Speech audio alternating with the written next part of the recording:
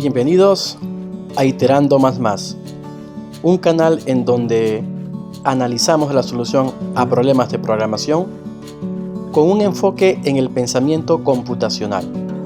El día de hoy analizaremos la estructura algorítmica selectiva doble, usando como herramienta el lenguaje de programación Python. En la descripción del video encontrará el índice a través del cual podrá dirigirse a cada sección en particular. En la descripción también encontrará el enlace de donde podrá descargar el algoritmo analizado en este video. Como ya hemos comentado en el video anterior, en la programación imperativa, las instrucciones dentro de un programa se ejecutan de forma secuencial, siguiendo el orden en el que éstas se encuentran almacenadas en la memoria. Esta ejecución secuencial de las instrucciones es lo que se conoce como el flujo del programa. Cuando se diseña un programa, en muchos casos se hace necesario romper con la secuencialidad del flujo. Es en esta situación que se utilizan las instrucciones de control de flujo. Las estructuras algorítmicas selectivas son pues un tipo de instrucciones de control de flujo y permiten que los algoritmos ejecuten un conjunto de instrucciones si es que se cumple determinada condición. Analizaremos en este video todo lo necesario para comprender, desde el punto de vista del pensamiento computacional, la estructura algorítmica selectiva doble en Python.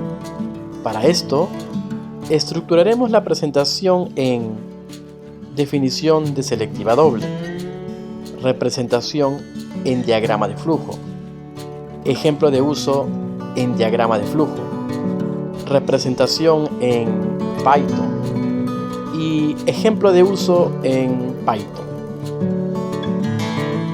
La estructura algorítmica selectiva doble permite ejecutar un conjunto de instrucciones si y solo si se cumple determinada condición, de forma similar a la estructura selectiva simple. Pero, a diferencia de ella, si la condición no se cumple, se ejecuta un conjunto de instrucciones diferente. Se le denomina selectiva doble, pues existen dos caminos, dos flujos de instrucciones hacia donde se puede dirigir el algoritmo. El algoritmo debe tomar una decisión entre dos posibles flujos de instrucciones. Se le suele denominar también bifurcación, pues el control de flujo se dirige hacia una de las dos ramas posibles. A continuación, mostramos la representación de la estructura selectiva doble en diagrama de flujo. Para la representación de los diagramas de flujo, se ha usado la notación de la herramienta pcint. En esta representación, el flujo de las instrucciones se especifica mediante una flecha que indica el camino a través del cual se ejecutan las instrucciones.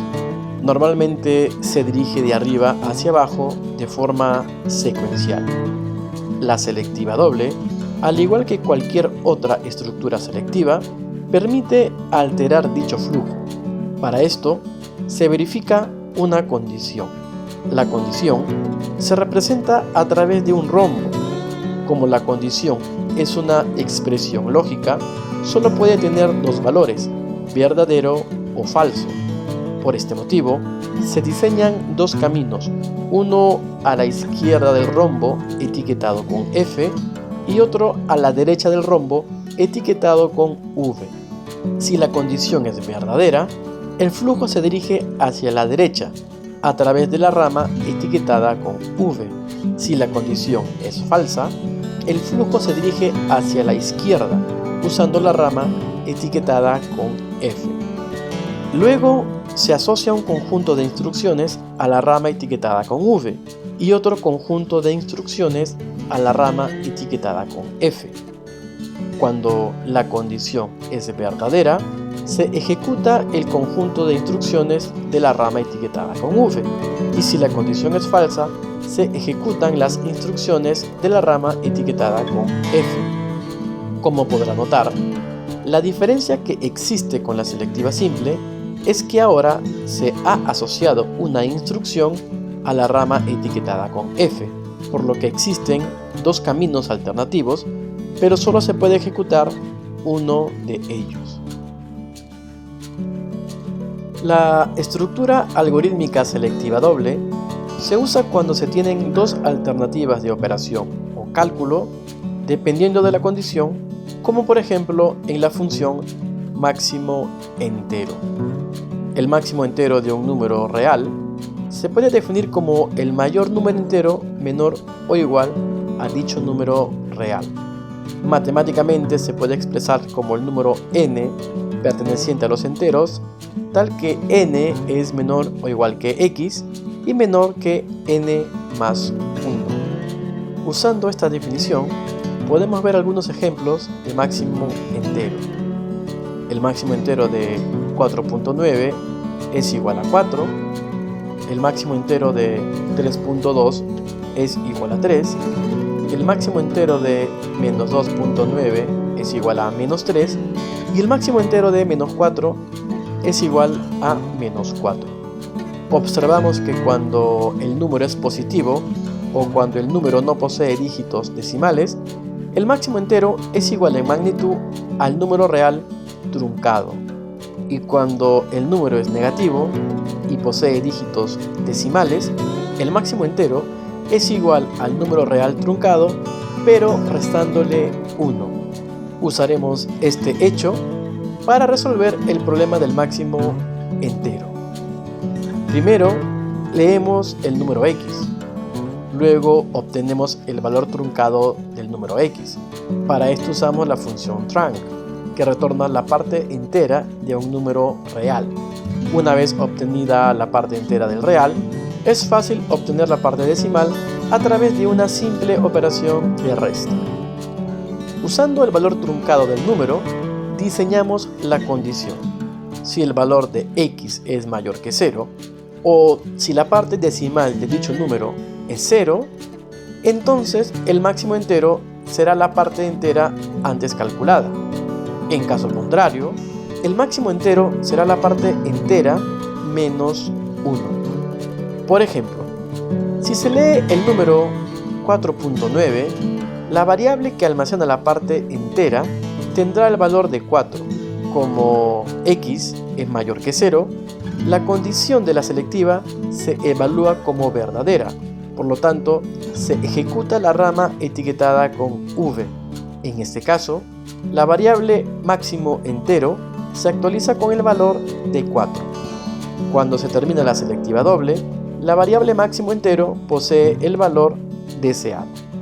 Si se lee el número menos 4, entonces la variable parte entera tendrá el valor de menos 4 y la parte decimal posee el valor de 0. Como la parte decimal es igual a 0, es decir, x menos la parte entera, la condición de la selectiva se evalúa como verdadero. Por lo tanto, se ejecuta la rama etiquetada con v. En este caso, la variable máximo entero se actualiza con el valor de menos 4. Cuando se termina la selectiva doble, la variable máximo entero posee el valor deseado. Si el número leído es menos 2.9, entonces la variable parte entera tendrá el valor de menos 2 y la parte decimal el valor de menos 0.9. Como el número no es positivo y la parte decimal no es igual a 0, la condición de la selectiva se evalúa como falso. Por lo tanto, se ejecuta la rama etiquetada con f. En este caso, la variable máximo entero se actualiza con el valor de menos 3. Cuando se termina la selectiva doble, la variable máximo entero posee el valor deseado. A continuación, presentamos la instrucción selectiva doble en Python. Se implementa mediante la instrucción if-else, como en la mayoría de los lenguajes de programación. La condición va inmediatamente después del if. En relación a la condición, esta deberá ser una expresión que retorne un valor lógico, recordando que Python implementa como tipo de dato primario el bool. el tipo de dato bool puede contener únicamente dos valores, true o false. Al finalizar la condición y al finalizar la cláusula else, deben colocarse dos puntos. Las instrucciones que se deberán ejecutar en caso la condición sea verdadera se colocan luego de la condición y antes de la cláusula else. Las instrucciones que se deberán ejecutar en caso la condición sea falsa se colocan luego de la cláusula else. Además, Python se caracteriza por no usar un símbolo para delimitar el bloque de instrucción. Este lenguaje reconoce el bloque dentro de la cláusula if y dentro de la cláusula else debido a la indentación o sangría de las instrucciones. Vamos a analizar otro problema en donde podemos utilizar una estructura algorítmica selectiva doble. Se denomina espectro de luz visible a la región del espectro electromagnético que el ojo humano puede percibir. Para que el ojo humano pueda visualizar un color, la longitud de sus ondas se debe encontrar en el rango de 380 a 780 nanómetros. Desde el color violeta, que corresponde a una longitud de onda de 380 nanómetros, hasta el rojo, que corresponde con una longitud de onda de 780 nanómetros. Dada una longitud de onda, se desea determinar si dicha onda se encuentra en el espectro de luz visible. Si la onda se encuentra en el espectro visible, se debe emitir el mensaje dentro del espectro visible y, en caso contrario, fuera del espectro visible. La primera tarea a realizar es la lectura de los datos de entrada. Para la lectura de datos en Python usaremos la función input. Esta función retorna una cadena de caracteres, por lo que para poder obtener el valor leído como número, usamos la función float. La cadena de caracteres que se escribe en la función input es un mensaje que se presentará al usuario antes que se realice la lectura. La variable que almacenará el número real la hemos identificado con el nombre long_onda. Esta variable almacenará la referencia del valor leído. A diferencia de ANSI C y Java, en Python no es necesario que declaremos las variables antes de su uso. Además, no es necesario indicarle el tipo de dato. Python le asignará un tipo de dato a la referencia de acuerdo al valor que contiene. Luego de realizar la lectura de la longitud de onda, se debe reconocer si dicha longitud pertenece al rango visible. Para que dicha onda de luz pertenezca al rango visible, la longitud de onda debe encontrarse entre 380 y 780 nanómetros. ¿Cómo podemos determinar si la longitud de onda se encuentra en dicho rango? Pues muy simple, usando en la condición dos expresiones lógicas unidas por el operador de conjunción. La condición sería long_onda mayor o igual a 380 y long_onda menor o igual a 780, como se puede apreciar.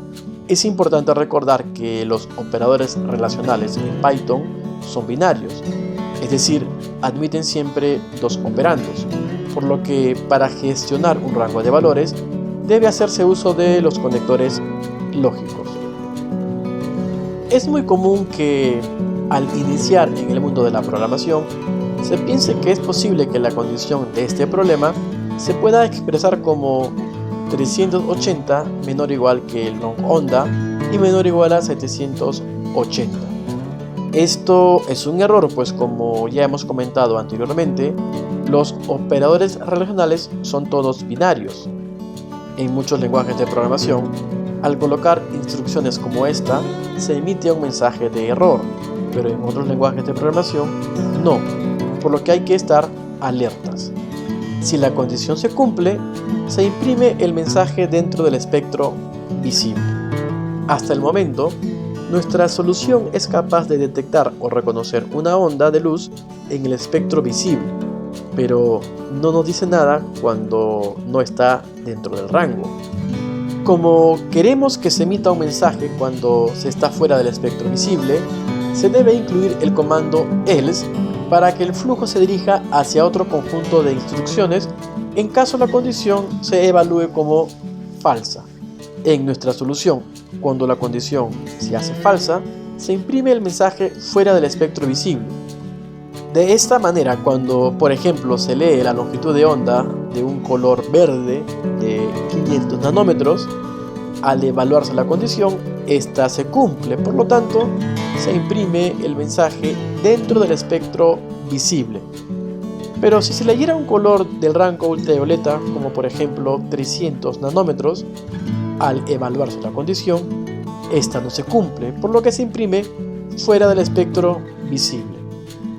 Gracias por ver este video. Hemos analizado al detalle la estructura algorítmica selectiva doble. En este canal encontrarás además videos en donde analizamos las otras estructuras algorítmicas selectivas, así como ejemplos resueltos en diferentes lenguajes de programación. Si te ha gustado el contenido de este video, te invitamos a que te suscribas a este canal.